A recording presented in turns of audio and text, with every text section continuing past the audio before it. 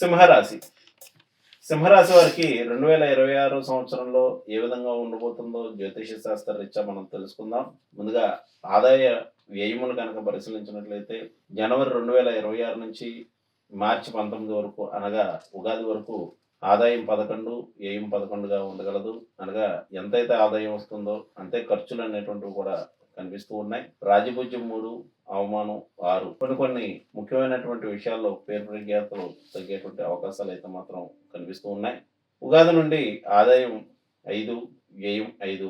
ఉగాది నుండి కూడా వీరికి వచ్చిన ధనం వచ్చినట్లు ఖర్చు అవుతున్నట్టుగా మనకి కనిపిస్తూ ఉంది. రాజపూజ్యం 7, అవమానం 2. అనగా ఇతరులు ఇదివరకు ఇంతకుముందు కాలంలో పడినటువంటి కృషికి, శ్రమలకి తగినటువంటి గుర్తింపు అనేటువంటిది లభించగలదు. ఇక గోచార స్థితిగతులు కనుక మనం పరిశీలించినట్లయితే ప్రధాన గ్రహాలైనటువంటి గురువు, శని, రాహు, కేతువుల యొక్క సంచారాన్ని పరిశీలించినట్లయితే వీరికి పంచమ అష్టమాధిపతి అయినటువంటి గురుడు ఏకాదశ స్థానంలో తామరమూర్తిగా సంచారం చేయటం కొంత ప్రతికూలమైనటువంటి ఫలితాలు ఇస్తున్నప్పటికీ కూడా వీరికి ఏకాదశ స్థానం వల్ల వాటిని అన్నింటిని కూడా అధిగమించి ముందుకు వెళ్తూ ఉంటారు.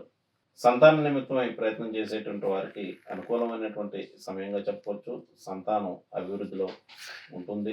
అలాగే సంతాన నిమిత్తమై కొంత ఖర్చులు అనేటువంటివి కూడా కనిపిస్తూ ఉన్నాయి. ఇక మరొక ప్రధాన గ్రహం అయినటువంటి శని సప్తమాధిపతి అష్టమ స్థానంలో సంచారం చేయటం, ముఖ్యంగా లోహమూర్తిగా సంచారం చేయడం ప్రతికూలమైనటువంటి ఫలితములు ఉండగలవు.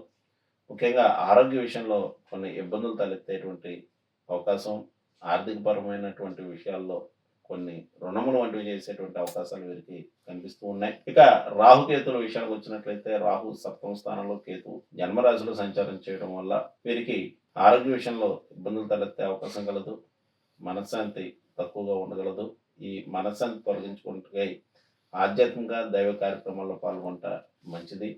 జీవిత భాగస్వామి యొక్క సహకారం మిశ్రమంగా ఉండగలదు. మొత్తానికి ఈ గ్రహాల యొక్క సంచారాన్ని పరిశీలించగా వీరికి స్నేహితుల, బంధుమిత్రుల యొక్క సహాయ సహకారం లభించగలవు. దైవ కార్యక్రమాల్లో పాల్గొంటూ ఉంటారు. జీవిత భాగస్వామి యొక్క సహకారం మిశ్రమంగా ఉండగలదు. ముఖ్యంగా రుణ ఒత్తిళ్ళు అనేటువంటివి అధికమగును. వృత్తి వ్యాపారాల విషయంలో నూతన ప్రణాళికలు అనేటువంటివి వేసినప్పటికీ కూడా అది కొంత ఆలస్యంతో నడిచేటువంటి అవకాశాలు కనిపిస్తున్నాయి. వీరికి జూన్ 2వ తారీఖు నుంచి గురుడు 12వ స్థానంలో సంచారం చేస్తూ సప్తమాధిపతి అయిన శనిపై వీక్షణ కారణంగా ఆర్థికపరమైనటువంటి వెసులుబాటు ఆ సమయంలో కనిపిస్తూ ఉంటుంది. శుభమూలకమైనటువంటి ఖర్చులు ఉండగలవు. సంతాన నిమిత్తం ప్రయత్నాలు చేసేటువంటి వారికి మరి కొంతకాలం వేచి చూడవలసి వచ్చును. ఇక అక్టోబర్ దాటిన తర్వాత నుంచి సంతాన నిమిత్తం కొన్ని ఖర్చులు అనేటువంటివి వీరికి ఉండగలవు. సంతానం కొంత మొండి పట్టుదలతోటి వ్యవహరించడం ద్వారా మనస్సు కొంత అశాంతికర వాతావరణం అనేటువంటిది ఉండగలదు. అలాగే జీవిత భాగస్వామి యొక్క సహకారం అక్టోబర్ 30 దాటిన తర్వాత నుంచి లభించేటువంటి అవకాశం కనిపిస్తూ ఉంది. అలాగే వివాహ ప్రయత్నాలు చేసేటువంటి వారికి ఈ సంవత్సరం జూన్ 2వ తేదీ నుంచి అనుకూలమైనటువంటి ఫలితములు వీరికి ఉండగలవు.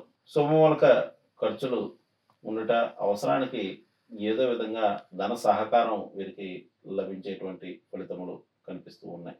ఇక వీరు చేసుకోవాల్సినటువంటి అర్చన, ఆరాధన, దేవ దర్శనాల విషయానికి వచ్చినట్లయితే వీరు రామరక్ష స్తోత్రాన్ని పఠించడం మంచిది. అలాగే ప్రతి నెల అమావాస్య ముందు వచ్చేటువంటి శనివారం రోజున శనికి తైలాభిషేకం, శనికి సంబంధించినటువంటి దీపదానం, శనిగ్రహ జపదానాదులు వంటివి చేసుకున్నట్లయితే అన్ని విధాల అనుకూలదాయకంగా ఉండను. వీరికి జూన్ 2వ తేదీ నుంచి గురుడు 12వ స్థానంలో ఉచ్చస్థుడై సంచారం చేయడం వల్ల కొన్ని శుభమూలక ఖర్చులు ఉన్నప్పటికీ కూడా ఆరోగ్య విషయంలో కొంత సమస్యలు తలెత్తేటువంటి అవకాశం ఉంది. కావున ఆ సమయంలో వీరు గురుగ్రహ ఆరాధన, శనగల దానం, గురుగ్రహ జపాదులు వంటివి చేసుకున్నట్లయితే అన్ని వ్యవహారములు అనుకూలదాయకంగా నడుచును. ఇక రాహుకేతుల విషయానికి వచ్చినట్లయితే జన్మరాశిలో కేతు యొక్క సంచారం ఆరోగ్య విషయంలో ఇబ్బందులు పెట్టేటువంటి అవకాశాలు కనిపిస్తున్నాయి. కావున వీరు గణపతి యొక్క ఆరాధన, ప్రతి సంకష్టహర చతుర్థికి వీరు గణపతి యొక్క ఆరాధన చేసి గణపతి గణపతికి గరిక పూజ చేయించుకున్నట్లయితే ఆరోగ్య విషయంలో అభివృద్ధిదాయకంగా ఉండగలదు. ఇవి ఈ సంవత్సరం ఈ రాశి వారికి ఫలితం. శుభం.